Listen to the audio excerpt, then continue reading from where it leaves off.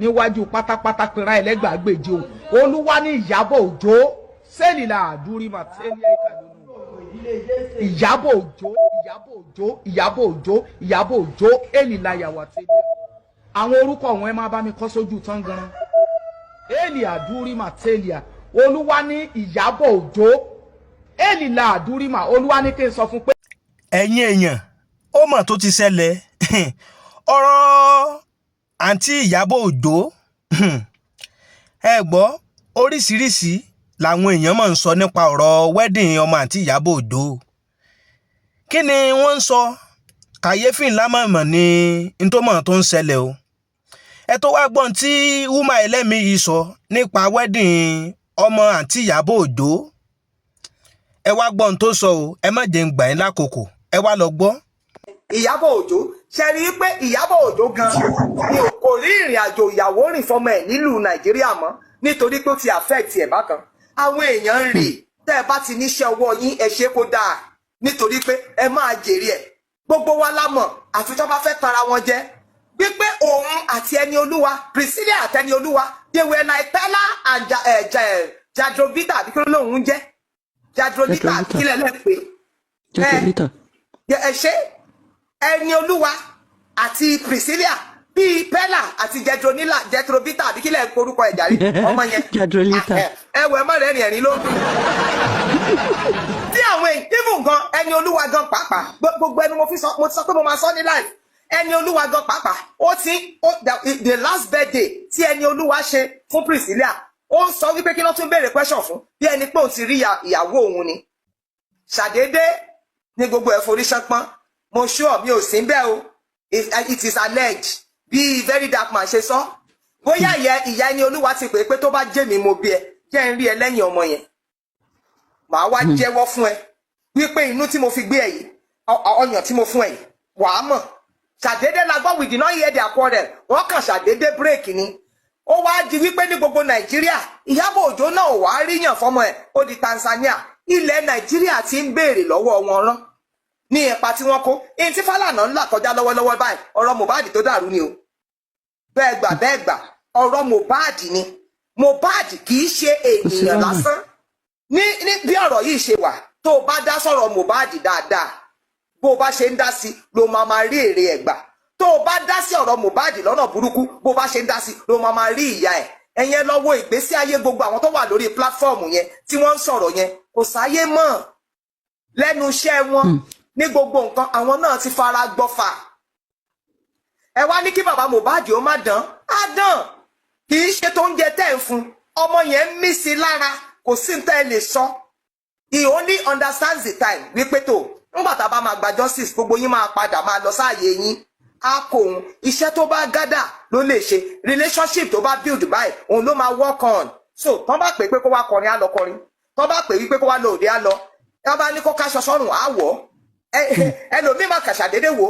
ẹgbà ẹnu ilé lọ́wọ́lọ́wọ́ báyìí òjò ń rọ̀ fún Joseph Olúwabámiwà lọ́ba agbèmí ẹ̀ dé stop ẹ̀ àwa tá a wà lẹ́yìn ẹ̀ gan pàápàá òjò ń rọ̀ fáwa kan tó dẹ̀ jẹ́ wípé we cannot stop it but nítorí pé Bíbélì sọ wípé wọ́n ní òye àkókò a mọ̀ wípé after some time the rain will cease nǹkan tá a bá wá ti wá build together òun la máa work on nígbà tí Mohbad ṣubú lulẹ̀ a gbé àwọn ògo dìde àwọn òmìrán tó jẹ́ wípé sùn ẹ̀yọ àwọn yẹn òun lògo bọ́ sórí pláfọ́ọ̀mù TikTok kẹlọ́wọ́ nǹkan tó ń ṣe in the name of justice for Mohbad ẹni tó ń gba 300,000 ẹni tó ń gba 100,000 ẹni tó ń gba 10,000 all in the name of justice for Mohbad àìmọye nǹkan tí wọ́n ń ṣe for justice for Mohbad torí pé ògo Mohbad fọhùn ẹ̀yin aláìlóye kàkàkẹ́ tap into it ẹ wá kóra yín jọ ẹ di òpè lórí black app ẹ wá bẹ̀rẹ̀ sí ní sọ rádaràda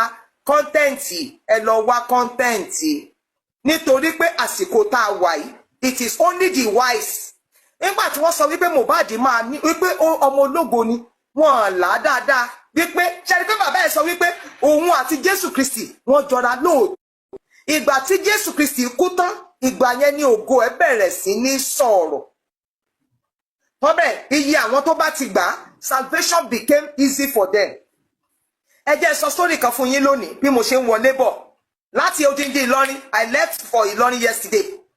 Mo wá padà bọ̀. Mo ti dádúgbò. Mo wá wà lórí bike. Mo ju fóònù sínú bag. How it fell out of my bag, I did not know.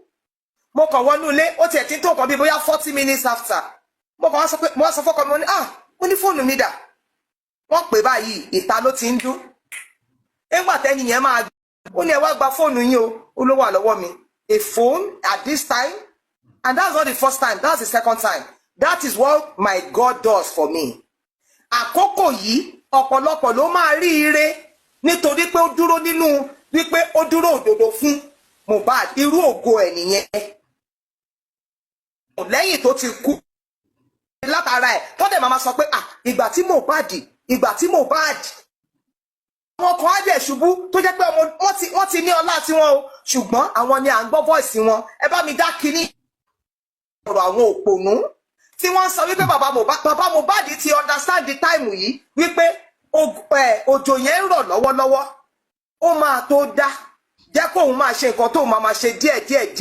Ṣé mọ̀ wí pé tójò yẹn bá ń rọ̀ èèyàn á gbé àwọn ìkòkò jáde, kì í ṣe ẹ̀kan lèèyàn máa mu omi yẹn tán, kì í ṣe ẹ̀kan lèèyàn máa lò ó tán, wàá máa bù díẹ̀. That is what Mohbad's father is doing. Ẹ̀yin ò pé ẹ lọ ṣe bẹ́ẹ̀ kẹ́ lọ yá ara yín lọ́pọlọ. I will give you an example of one host. Mo máa ń wonder wípé báwo lẹ́ni ṣe máa ń ṣe content all about Mohbad náà ni o, but it is content tó jẹ́ pé ó wà relative. At the end of the day tí Mohbad bá lọ until now bẹ́ẹ̀ sọ̀rọ̀ very dark man ẹ̀ẹ́dì kẹ̀mọ́ Mohbad ó sì ń sọ̀rọ̀ lọ́wọ́lọ́wọ́ báyìí. When grace is speaking for you, do not be a fool. Don't be ignorant of that grace. Don't be ignorant of that season at all. Rather than sit down, Temadi, Sambalat and Tobias, tó jẹ́ wípé they are just criticizing. Be knowledgeable. Create a content. Because Baba Mohbad, orin tó jẹ́ wípé òun ló ní ògo ẹ̀ tí kò rí kọ, ó gbé sọ́run ọmọ ẹ̀. Àwọn ayé dẹ̀ ní rárá, wọ́n gba kinní yẹn, ó dẹ̀ tún gbé nǹkan ẹ̀ sọ́run. Ó dẹ̀ bẹ̀rẹ̀ sí ní ó ń lò lọ́wọ́lọ́wọ́, ẹ̀ ń bínú, ẹ̀ máa pẹ́ ń bẹ̀. Ẹni tó bá wò ṣẹ́jú akàn, á pẹ́ létí omi. Wọ́n wá ní kán má pa lọ́ba mọ́, wọ́n fẹ́ pè jù ni, a máa pè títí. But I am saying, instead of criticizing, èyí tẹ́ fi máa jókòó bí aṣiwèrè, tẹ́ ń dánu àwọn àgbàlagbà dẹ̀ ló wà ń bẹ̀. Àtọkùnrin àtobìnrin. Èyí tí mo fi rẹ́rìn yẹn, ẹkún ló yẹ kí n máa sọ fún wọn. Wípé aláìlóye ni wọ́n, kàkà kí wọ́n lo àkókò yìí fún nǹkan tó jẹ́ wípé Ọlọ́run fẹ́ lò fún. Wọ́n mọ̀. As much as you are criticizing that man, tẹ́ ń bú bàbá Mohbad, ó máa dáa fún sí ni. Ẹ mọ̀ ni. Kò sẹ́ni tó sọ wípé kí Cynthia ó má dáhùn tó máa dà. Ṣùgbọ́n Cynthia ò lè dáhùn tó máa dà nítorí wípé àdínkù ó ti wà nínú ààyè ẹ̀. Ìyà lòun máa jẹ. Ìbá lọ fọ́kọ mi ìsìn, mo fẹ́ wo bí tọkọ mi ti fẹ́ wá fún. Mo fẹ́ wò. Ìyá Mohbad gan tẹ́ sọ wípé kó lọ múra, bó wọ aṣọ ẹgbẹ̀rún iye kò ní yọ lára ẹ̀ nítorí ó ti bára ẹ̀ nínú ipò àìṣòótọ́, kò dẹ̀ ṣe nǹkan tó yẹ kó ṣe gẹ́gẹ́ bí abiyamọ. Ẹ mọ̀ Ọlọ́run yìí ṣá. You don't know this God. Ẹ mọ̀ wípé Ezra ló mọ̀ dáadáa. That is in the book of Ezra chapter 8 or thereabout, between 6 and ó ní pé our God, he is good to whoever that consider him as good, and is bad to those who says he is bad. Ṣé ní gbogbo ẹ̀yin tẹ́ criticize Joseph Olúwabámi wò á lọ́ba? Ìgbà tá a bá parí ìdájọ́ yìí, ẹ jẹ́ lọ máa wojú àwọn ọmọ yín, nítorí ó ṣeé ṣe kó jẹ́ wípé nígbà tẹ́ bá rò wípé a ti parí justice for Mohbad tẹ́ máa sinmi, ìdààmú ayé àwọn ọmọ yín ṣẹ̀ṣẹ̀ máa bẹ̀rẹ̀, torí àwọn ọmọ ló máa jìyà yẹn, ní tó máa ń dùn mí jù nìyẹn. Àwọn ọmọ ni ẹ lọ wo inú Bible láti ilẹ̀, òun ló ṣe fi sọ wípé Ọlọ́run owú ni òun tóun máa ń bi ẹ̀ṣẹ̀ bàbá wò lára àwọn ọmọ. Ó fẹ́ fi àwọn ọmọ yẹn dààmú àwọn òbí wọn ni kán ba lè mọ́ lọ́rùn. Ìgbà tí àbúṣẹ̀ tó bẹ́ẹ̀ ní tó sọ ni wípé òun máa gbẹ̀san yẹn lára àwọn ọmọ. Ṣé rí wàhálà tẹ́ lọ ń kó àwọn ọmọ yín sí pẹ̀lú gbogbo àwọn ìwà tó jẹ́ pé ẹ̀ ń hù lórí ọ̀rọ̀ justice for Mohbad? Tẹ́ ẹ̀ bá ní nǹkan ṣe, ẹ̀ dẹ̀ máa lọ sẹ́nu iṣẹ́ lecturer yín. Ṣebí lecturer lẹ pera yín, ṣebí banker lẹ pera yín, ṣebí ẹni iṣẹ́ tẹ́ ń ṣe. Ìkànnù yín tiẹ̀ ní pé òun ìyá VDM, ṣé o lè jẹ́ ìyá VDM ṣá? Nítorí pé ẹni òótọ́ ni VDM. Ẹni òótọ́ ni ìwọ wá sọ wípé ìwọ ni VDM ló bí mi VDM. Kò ṣeé ṣe. ẹ lọ máa wo àwọn ọmọ yín nítorí wípé wọ́n á wà níbi tó bá wà wọ́n á dẹ̀ máa gbé wọn lóko wá bá yín nítorí àwọn nǹkan tẹ́ ẹ ti ṣe lórí ọ̀rọ̀ justice for Mohbad. Mi ìṣépè fún yín, go and see the trend. Ẹ kàn criticize, criticize. Ẹ lóye wípé òjò ń rọ̀ lọ́wọ́, níbo ni mo fẹ́ pọn tèmi sí? Níbo ni mo fẹ́ store ẹ̀ sí? So that I can use it after. Bí Joseph Aluwabamiwa lọ́ba ṣe ń ṣe. Ó ní àwọn máa sọ fún Cynthia kó lọ. Ṣé Cynthia sọ wípé òun ò lè lọ ni? Àbí ṣé wọ́n sọ Cynthia mọ́lẹ̀ ni? Ẹni tó jẹ́ wípé wọ́n magistrate sọ wípé the coroner inquest has to wait until a further hearing from the High Court. Tó bọ́ sí di camera inú mọ́tò, ó tẹ̀ wá láìkí technology ayé sìn. Ló ń jó. Ẹni tó ń wá dájọ́, ṣé wọ́n di lọ́wọ́ wípé kó má rìn? Wọ́n di lọ́wọ́ pé kó má rìn. Ẹ má lọ ràdàmú fáwọn ọmọ yín. Ṣó láìpẹ́ pé máa bọ́ná? Èmi ò mọ̀. So, nǹkan tẹ́mi ní pé kò sẹ́ gbogbo ẹ̀yin tẹ́ ń support Cynthia. Ilẹ̀ Yorùbá ló ti marry, yes. Òun ló lẹ́tọ̀ọ́ láti administer property estate ọkọ ẹ̀. Kò sí bó ṣe pọ̀ tó. Ìbáàjẹ́ ọmọ kan péré ni. Yes, ìbáàjẹ́ kódà gan tó bá hùwà dáadáa tí ò bá bímọ gan pàápàá, she still has the authority. Àwọn Bank Anthony àbíkílẹ̀ ń pè wọ́n. This Bank Anthony popular family, wọn lọ́mọ náà. They never had a child. And their estate was properly administered. They are both gone now in Lagos and every other place. So, kì í ṣe wípé mo bímọ fọ́kọ, òun ló máa jẹ́ kí n gba property ẹ̀ nígbà tí mo bá dán. Ìwà ni. Ó wá yá nísìn, ó so mọ́ ọmọ. Gbẹ́gígbẹ́gí Ọlọ́run ló fẹ́ fi gba property. Ọlọ́run wá rẹ́dì mọ́ ẹ, àtọ Mohbad kan ló bímọ. Àwọn tó dẹ̀ ń gbé ẹ ń jà dẹ̀ ń gbé ẹ lọ. Ìwọ náà gan mọ̀ wípé o ti tẹ́ lọ́wọ́ wọn torí oníkálùkù wọn gan ti dákẹ́. Àwọn tí ò lóye láàrin tiwa ń bí tó sọ wípé àjọ wà ní. Àwọn ló kọ́kọ́ yin jọ mo mà mọ̀gbà tí conscreen tó ń sọ̀rọ̀ Mohbad. The reason I cannot leave this cause of justice for Mohbad is because I saw in the coffin his neck was bent. Mi mọ iye yín tó rántí bí Jésù mi ò ní ṣubú ní kòríta nǹkan rẹ̀ láyé lórúkọ Jésù. Mo gbàdúrà náà fún yín ẹ ní ṣubú o ní kòríta nǹkan rẹ̀. Mo wo bí pẹ̀lú gbogbo àwọn English yẹn tó jẹ́ kó máa jánu. The reason why I cannot leave this cause of justice for Mohbad is because I saw the way his neck was bent inside the coffin. Ó wá dẹni tó jẹ́ wípé ó wá ń wí rándanràndan ní ojú òpó àgbáyé. Let me bring it home. All of us that are standing in truth. Òjò ń rọ̀ lọ́wọ́ o. It is raining. Ẹgbẹ́ ládùúgbò yín síta. Bring out your vessels and begin to draw the water. Ẹ máa pọ́n wọlé and be keeping it. How is it raining? You are meeting people that you have never met in life. Maintain that relationship. Òjò ń rọ̀ lọ́wọ́. Torí ọmọ ológo ni Mohbad. Just like Jesus Christ. It was after Jesus had risen. Ìgbà yẹn làwọn ará ilé ẹ̀ ṣẹ̀ṣẹ̀ gbà. Ìgbà yẹn làwọn èèyàn ṣẹ̀ṣẹ̀ ń wò pé he's truly the saviour of the world. Ikú Mohbad lọ́wọ́lọ́wọ́ for a lot of people, it is likened to the journey of Jesus Christ. That after his demise, ìgbà yẹn. Kàyéfì ńlá ni ọ̀rọ̀ yìí o. Ẹgbọ́n tí Wúmà yìí ń sọ nípa ọ̀rọ̀ àǹtí Iyabo Ojo nípa ẹni tó ní wọ́n ti ṣe sẹ́yìn. Ṣé mọ̀ pé ọ̀rọ̀ tó lágbára lọ̀rọ̀ yìí? Àwa olólùfẹ́ lágbára Ọlọ́run ohun búburú ò ní ṣẹlẹ̀ sí àǹtí Iyabo Ojo, kò dẹ̀ ní ṣẹlẹ̀ sọ́mọ wọn. Ẹgbọ́n tí Wúmà yìí sọ o. Ó ní ìwọ ọ̀rọ̀ yìí kò ní tẹnu wa jáde, ṣùgbọ́n ẹ wá gbọ́n tí Wúmà yìí sọ lórí ọ̀rọ̀ n tó ṣẹlẹ̀ sí Mohbad nígbà ni.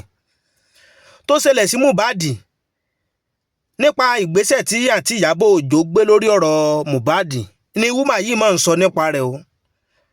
Ṣùgbọ́n ẹ wá lọ gbọ́ ọ̀rọ̀ yìí o. Torí wọ́n ní tí àlọ́ bá lọ àbọ̀ ó bọ̀ o. Ọ̀rọ̀ yìí lágbára ó pọ̀. Ẹ má jẹun tó ń gbà yín lákòókò. Ẹ tún wá lọ gbọ́rọ̀ yìí. Ẹ wá lọ gbọ́ fọ́nrán tí Wúmà yìí mọ̀mọ́ ṣe o. Torí èyí lágbára ó pọ̀ jù. Màá sọ fún Ọlọ́run kó bá mi dá padà gbogbo tí Iyabo ṣe fún Mohbad kó lọ́ọ́ mi dá padà fún. Tó bá dá padà fún bọ̀bọ́ yẹn náà ni kí bọ̀bọ́ yẹn náà kú kóun náà wá mọ bó ṣe ní. Kí ọmọ mi kóun náà di opó kó máa pè òun tẹ́lọ̀mí náà kó wá ṣèyàwó kó máa pè wọ́n kóun náà bó ṣe rí kó mọ ẹbí ọmọ kan. You know what it is. Olórí burúkú yín, wicked so. You allow wicked people in society. Or and to godmother fún, to le queen mother fún wọn. They are killing their husband. They are misbehaving and they started introducing little boys, those little baby into the system. Wọ́n máa ṣe pé wọ́n love fún wọn just to show the camera that they love. Is that love? Can Iyabo accept that? Iyabo ló lọ jókòó síbi tó ti fẹ́ ra pósí Mohbad tó rẹ́rìn jọ́nà lọ́hùn. He was laughing. She was laughing. No remorse. Kò fi ìpẹ́ nìkan kú. Iyabo know much about the Mohbad. Òun ni olóńkì ìmùmíláyà. Ló dúró pé àṣírí ògbúdọ̀ má worry, má ṣe sọ àmọ́ bá ṣe gbẹ̀. Bẹ́ẹ̀ ni tí ó bá sínú ayé Wùmí ò ní rí bẹ́ẹ̀ yẹn. And Wùmí kẹ̀lẹ̀ ó lè ti sọ̀rọ̀ gbogbo nǹkan bọ̀bọ̀ yẹn ó lè ti fún níbi fitting burial kó ti lọ rest kí gbogbo nǹkan ti settle owó. Ó wà ń bẹ̀ láti máa play game and keep pancake game. You mad or something? Don't abuse me. You want me to ride on Iyabo? You crazy ni? Mo ti gbàdúrà fún lẹ́ẹ̀kan. Mo dẹ̀ ń sọ fún pẹ̀lú eré pé nǹkan tóun ṣe yẹ tí lady fi yẹn ṣe fóun ti ṣe nínú ayé Wùmí ni. Kò ṣe nínú ayé Wùmí. Fọ́nrán kan mọ̀ tó ń rèé. Ẹ̀yin èèyàn, fọ́nrán kan mọ̀ tó ń rèé. Tí ìyá ẹ sábọ́ọ̀dù ṣe tó sọ lórí ọ̀rọ̀ àǹtí Iyabo Ojo. Ẹ gbọ́ kí ni àǹtí Iyabo Ojo gangan ṣe fún ẹ sábọ́ọ̀dù. Tí ìyá ẹ sábọ́ọ̀dù fi sọ adúrú ọ̀rọ̀ yìí jáde. Ẹ tún wá lọ gbọ́. Torí ẹni àìsí ń bẹ̀ làbá ni dá sí. Ẹ má gbàgbé pé tí àlọ́ bá lọ àbọ̀ ó bọ̀.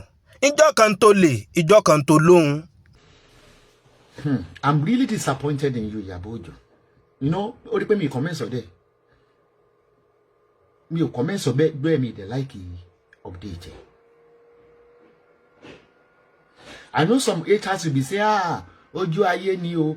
I can show you. Okay, tẹ́ bá mọ number bí ti Iyabo ni. Ẹ jẹ́ kí n tẹ̀ sórí phone mi bóyá ó máa gbé jáde. O number ẹyọ kan ló wà lọ́wọ́ mi. Nítorí pé kí ni Iyabo ò disappoint me. Human rights activist ni ẹ́. Ó máa ń jà fún ẹ̀tọ́ ènìyàn ni. Ó kì í fẹ́ kí ìyà kó jẹ ènìyàn. Mo rí tí gbogbo wọn bring ọ̀rọ̀ Baba Ijesha. Baba Ijesha is a pedophile.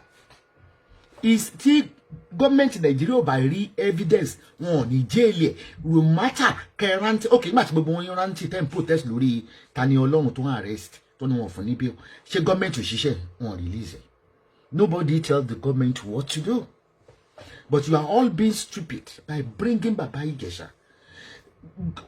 Bí ẹ bá ka news lásìkò gbàyè tí a blog Baba Ijesha yàtọ̀ sí ọ̀rọ̀ Princess Comedy cases tó wà lọ́wọ́jú Baba Ìbàdàn tó Baba Ijesha tó rape they are over 10 including ọmọ ẹ̀gbọ́n ẹ̀ gangan tí ìyàwó jọ bí tó fi sọ́dọ̀ including ọmọ ìyá ẹ̀. And I told you the story why you are manipulating. Mo ní ẹni tó ṣẹlẹ̀ sí ẹ pé one popular event planner in Dublin. It's not that I'm a friend. I'm talking to that guy. He's a friend, he's a brother. I don't have his phone number. Ẹ kàn pé Adéyọ̀ kí lórúkọ hall ẹ̀ náà. Ẹni pé ṣé wọ́n gbé ibi tó fi Baba Ijesha sí.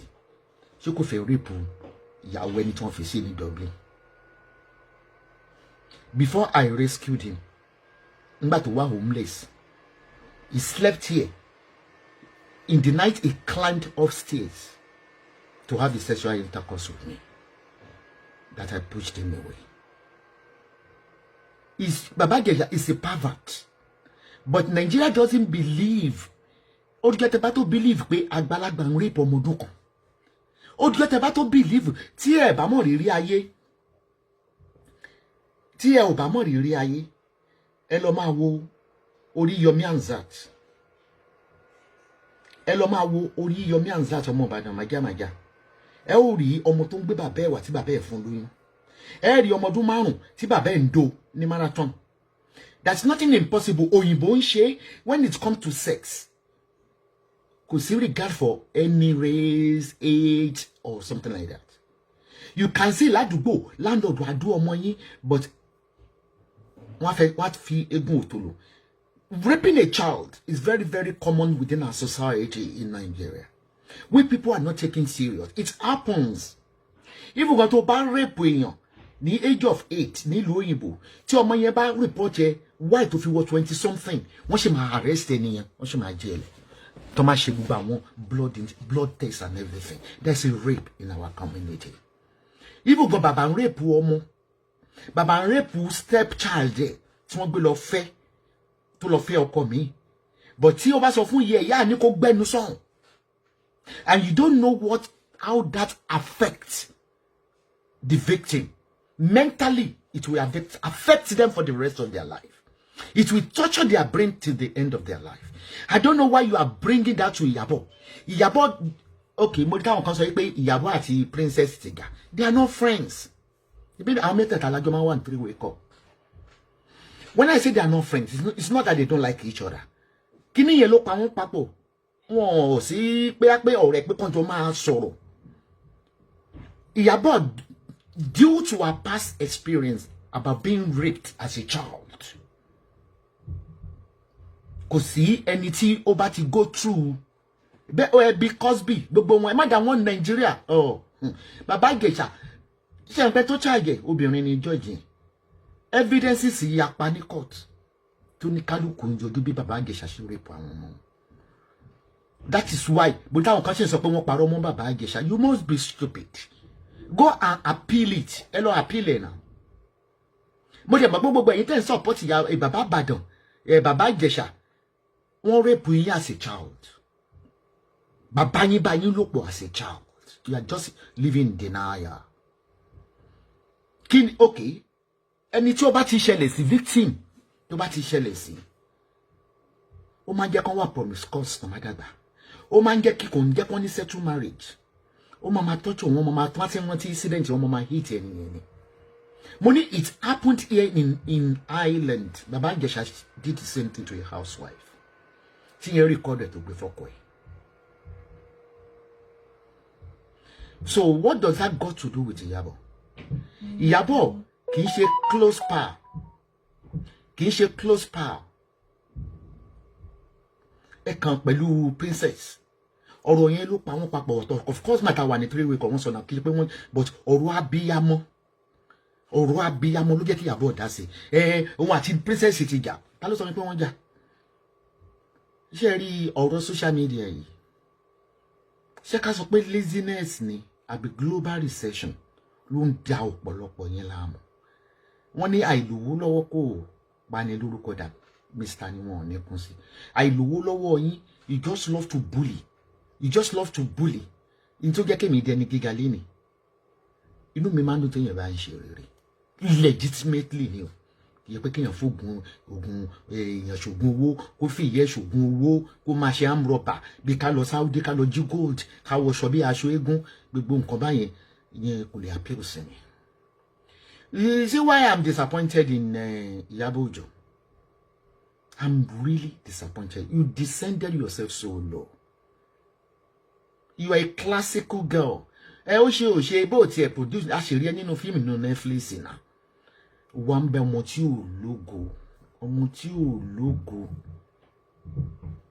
Ọmọ tí ò lógo ó lọ ń shop date. Nígbà tán wí, wọ́n nítorí mi ló ṣe jáde. Mo ti fi fóònù mi hàn yín so many times.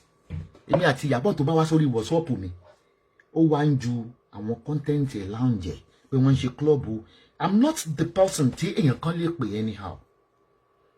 All respect privacy mi. Mo respect privacy ẹ̀. Then mo sọ fún yín pé mo ti fi Bíbélì búra ní àná ní ìjẹta tí mo ṣe short. This is another Bible, new Bible to be precise. Wọ́n ti lò ẹni pé ṣó wà ní láìlọ. Tí kan nínú àwọn Lollywood bá sọ̀rọ̀ anybody fún mi ní ìbàjẹ́ yàtọ̀ sí Lizzy Anjorin. Gbogbo ìgúnnú Bíbélì. Tẹ́ bá fẹ́ fi Bíbélì bá máa ṣe báyìí àwùjẹ. Tọ́ máa ṣàṣìyàn náà àwùjẹ kí gbogbo ìgúnnú Bíbélì kò jẹ́ tèmi lọ́kùnrin wọn lóbìnrin. Gbogbo ojú pé ẹ̀ka sànmà ẹlẹ́mọ́ mi ẹ̀ka lẹ́mà. WhatsApp ìbá tó fi wọ̀nyí. Bàbá ọjà sì send mi ní skit ẹ̀ kan pé kí n bá wọn post. Tí n bá lọ sórí IG mi, wọ́n máa send iṣẹ́ wọn sí mi pé kí n bá wọn post. Kíkí tán kí mi kí n lè promote wọn for free.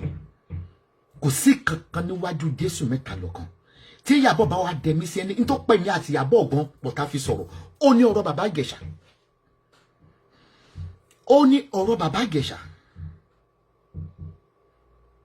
So it is upon what Kini Ojo ń sọ̀rọ̀. No. Wọ́n ní because princess comedy kì í sọ̀rọ̀. Ọmọ mi dáadáa ni pé ó rojọ́ kú. Tó bá ra wọn tẹ́ tó bá rí màmá ẹ̀ báyìí, ó máa ń feel relax lọ́wọ́ mi. Ọ̀rọ̀ ara experience ara ẹ̀ ló dẹ̀ máa ń sọ.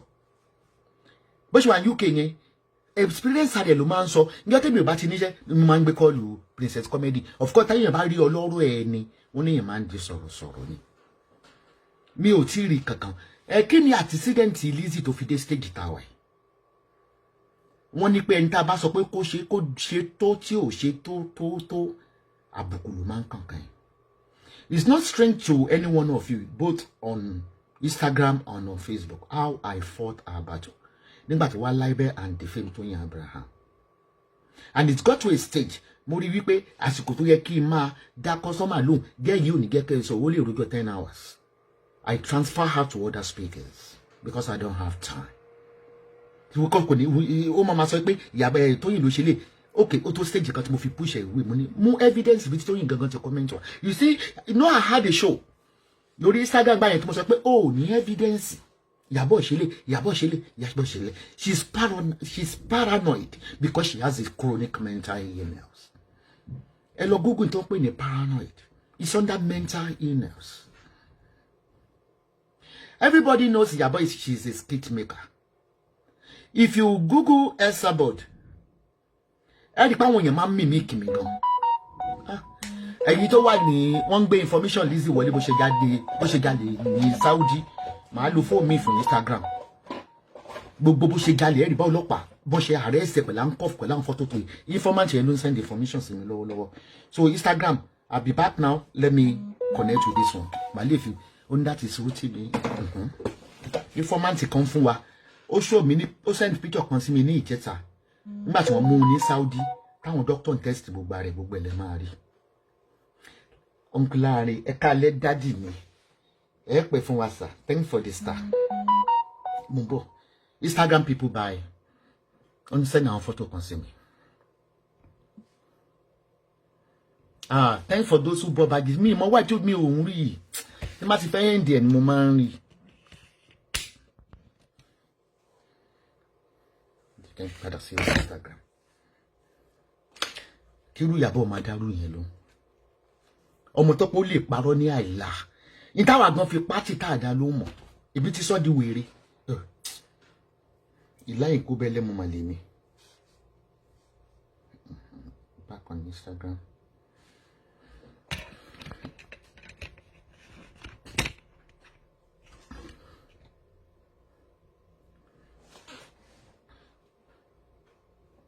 You welcome back.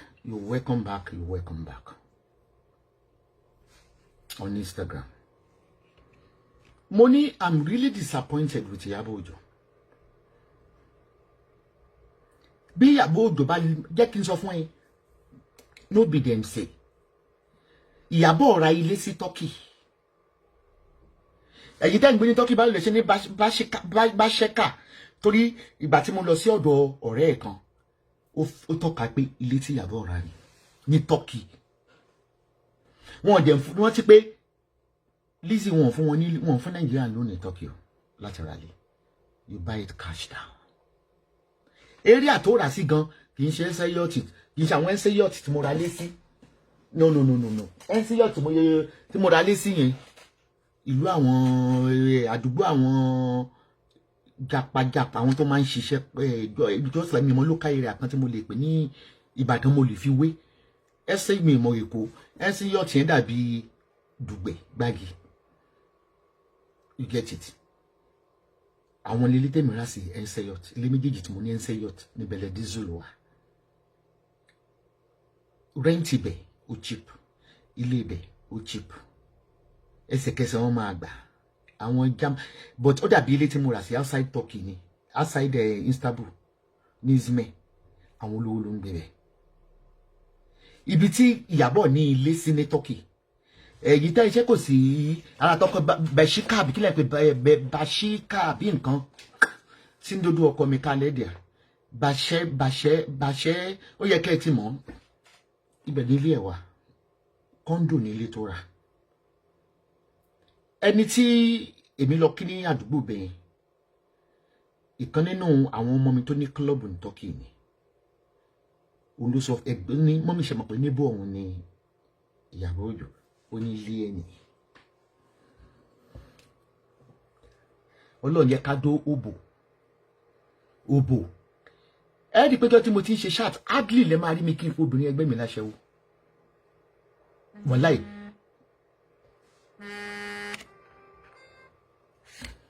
Hello, ṣé fẹ́ sọ̀rọ̀ ni ṣé kí n gbé sí speaker mi ì gbé sí speaker mi ì gbé sí speaker.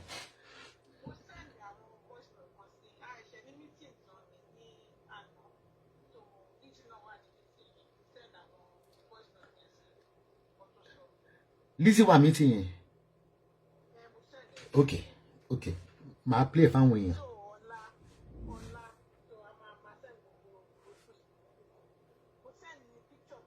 Ó ṣe wá láòdù báyìí. Okay, gbogbo ẹ̀ náà máa fi àwọn èèyàn àti mo rí fọ́tò tẹ sẹ́ndì ìgbà tí wọ́n tán dókítọ̀ tó ń la ikùn ẹ̀ tó ń gbé kokéènì jáde. Okay okay dẹ̀ okay bye. Mi kò gbé sí speaker mo ti yí.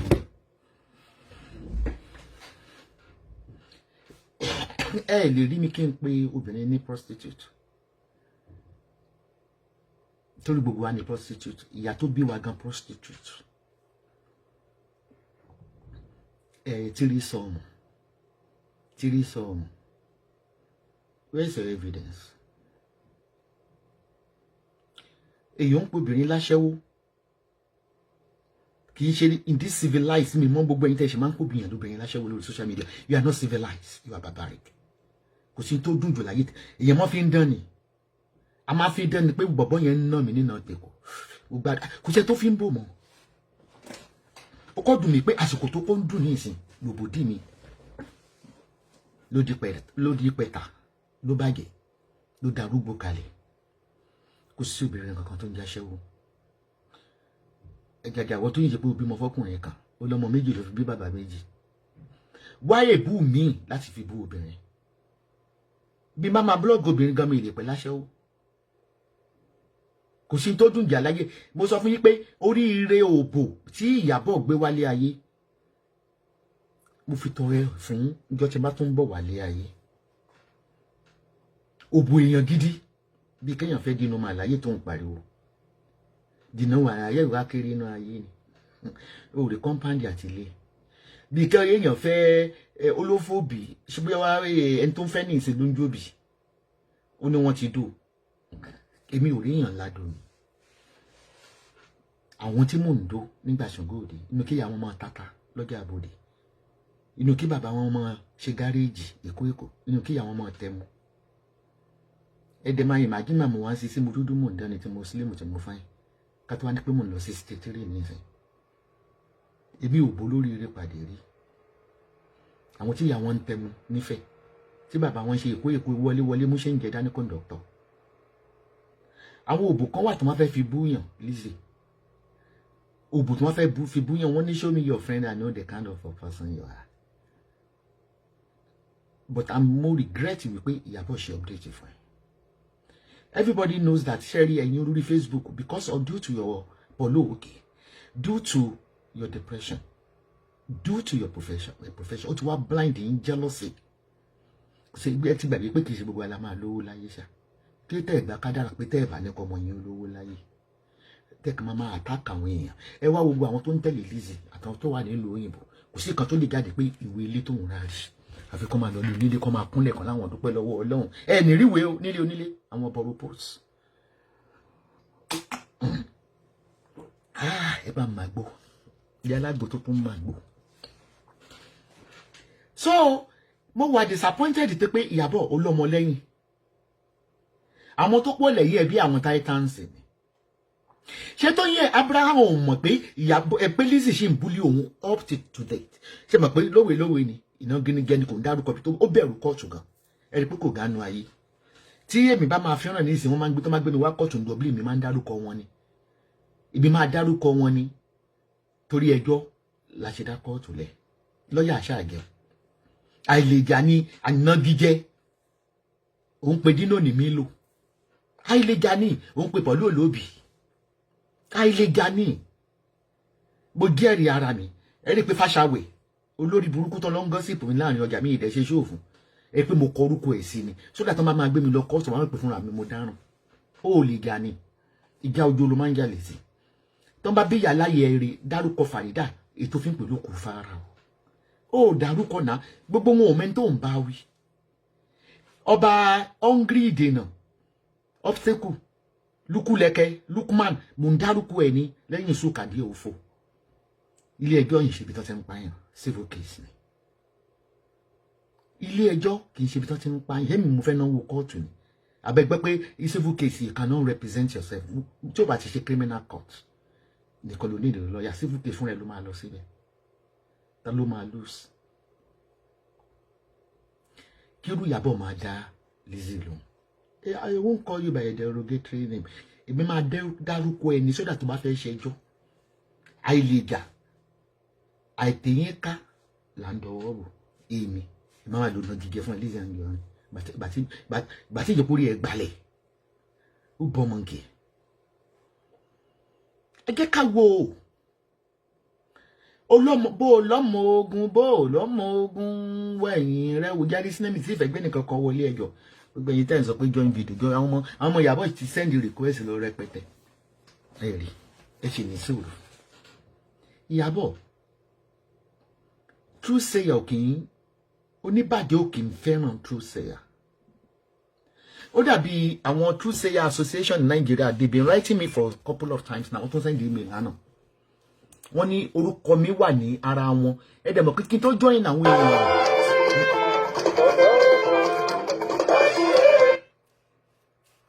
mi mọ̀ pé ṣẹ́di mo ní láti Google company yẹn ò ní mediocre they are registered in Nigeria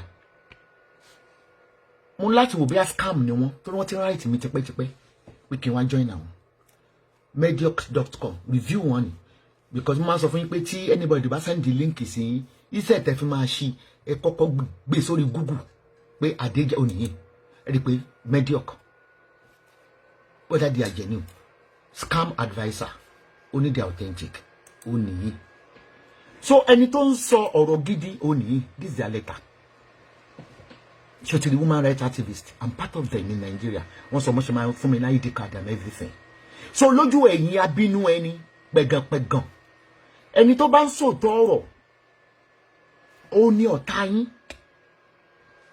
bíbélì náà sì ti fìdí ẹ̀ múlẹ̀ pé ibi tí olóòtítọ́ bá ti ń sọ̀rọ̀ ẹni tẹ́ máa rí níbẹ̀ kò ju 30%. kí ni Ìyábọ̀ ṣe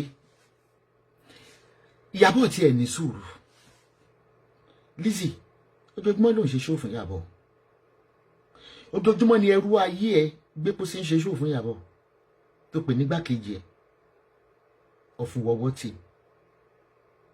kò dẹ̀ sẹ́ni tó lè ṣe kí ló fa ìgẹ̀mí àti ẹ náà ìgbà tí wọ́n sọ pé mi ò lè gàgà ìmú nítorí mi ò rẹ̀ evidence ibo gbéyàn jáde fún mi ni pẹ̀lú gbálùdò jáde tó ṣe pé fáwọn ọmọ mi kí ló ṣẹlẹ̀ nígbà tí Tóyìn Abraham speakers mẹ́wàá ló gbé jáde ká gbéyàn jáde iṣẹ́ ẹ ni kí á gbéyàn jáde ló ṣe ń sọ tó ṣe ń pọ́ìntì sí Gistlover pé Ìyábọ̀ ló ní kí á fún bloggers lówó pé kán bá tèèyàn jẹ́ iṣẹ́ ẹ ni you gave me 500 euro in 2019 or 2020 ká fún yàn lówó ibẹ̀ lọ bá mi bá tèèyàn jẹ́ Lizzy iṣẹ́ ẹ ni olú fún Gistlover lówó owó kí ló fún olú fẹ́ Sábọ̀dù lówó owó kí ló fún àwọn other speakers ká ń búyà ibú tó yìnbọn Abraham gbà yẹn kẹlẹ́dà rẹ̀ tó gbé wa sínú páńpẹ́ ìbímọ̀pọ̀ ti tú èmi lẹ́nà ó ti tú mi lẹ̀ torí mo ti bẹ̀ ní bàbá mo ti bẹ̀ ní kọ̀kọ̀ èyí náà ni gbogbo nǹkan mi ṣe ń dà torí ìjà àìmọ̀dé nítorí pé tó bá rojọ́ fún èèyàn àgbìgẹ́ Lizzy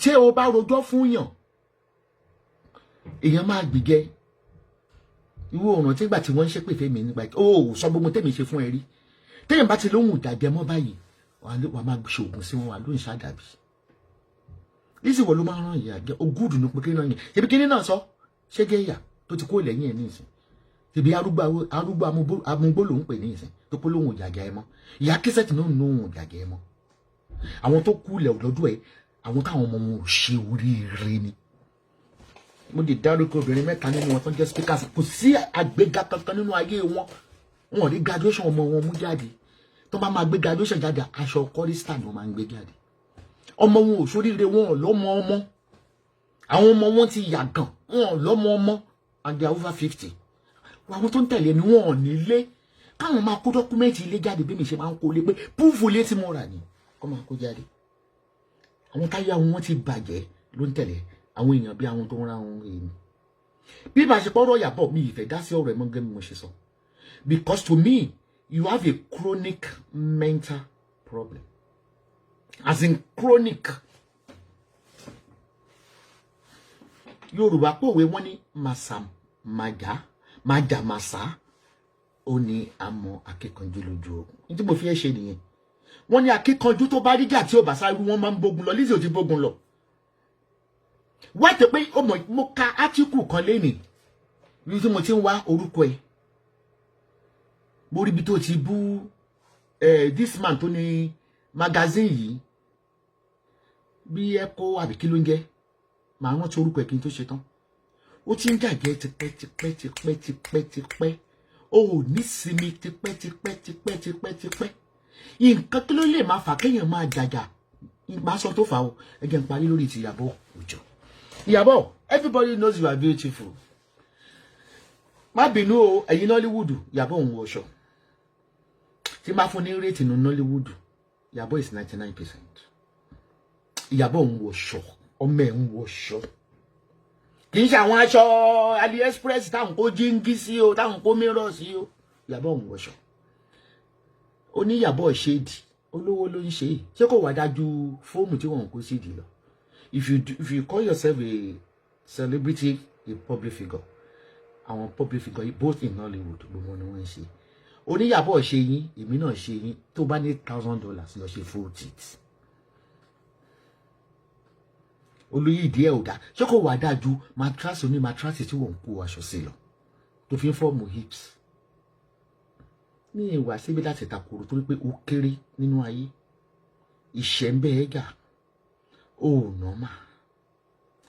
We still going to ẹ tó ẹ̀yin tẹ́ wà lórí Facebook ẹ bá mi send ibi tó ti yin ìbọn lórí chat torí mo sì send ẹ sí ọ̀gá ọlọ́pàá kan ní Facebook link ni o mi fẹ́ lọ sórí Facebook báyìí torí fóònù yẹn mo lò mo dey confirm pé ìbọn ni màá dẹ̀ sọ reason tó fi yin lójú live chat ẹ jù sórí WhatsApp mi ìbọn tí Lizzy tó yin lórí live chat nígbà tí mo ṣe show lọ́wọ́ tí wọ́n yin ìbọn amẹ́bọ̀ ọjìs bá mi dù ibi tí Lizzy try láti deny tó sọ pé àtẹ̀wọ́ lódún tó wọ́pọ̀ sọ pé ọmọ ń wo tẹlifíṣàn tó lọ́mọ ń fọ́ nǹkan ni màá play fún gbogbo ẹni tẹ́ wà lórí Instagram kẹwàá sọ fún wa bóyá oyin ìbọn ni ẹni tó wà lọ́dọ̀ ẹ̀yìn tọmọ yẹn kígbe òró kò tọjọ́ kò tó ṣùkùnṣù kan ó ló ń ṣe mọ́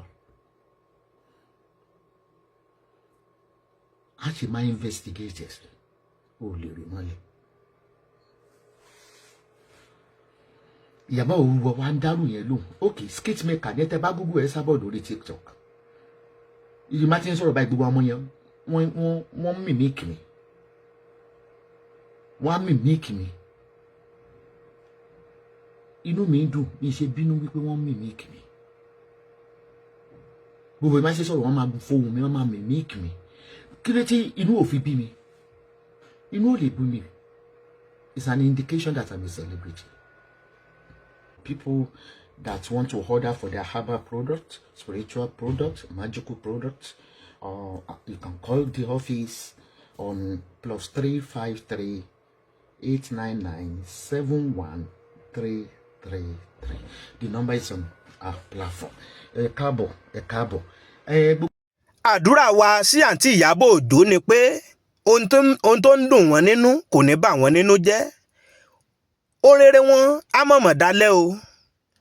Ẹ wò orí ètò Kúnlé Ìjẹ̀ṣà náà ni wà níbi tá a ti mọ̀ mú fọ́nrán wa fún gbogbo èèyàn ọmọ Nàìjíríà níbikíbi tí n ti ń gbọ́ wa. Fáfàní yìí títí subscribe sórí ètò kí n lè bá àjàǹfààní bàbá tó ṣe mú fọ́nrán wa fún gbogbo èèyàn ọmọ orílẹ̀-èdè Nàìjíríà pátápátá. Kí n bá wa like ẹ̀ kí n bá wa subscribe sórí ètò kí n bá wa share rẹ̀ kí n lè àjàǹfààní bàbá tó ṣe mú fọ́nrán wa sórí ètò.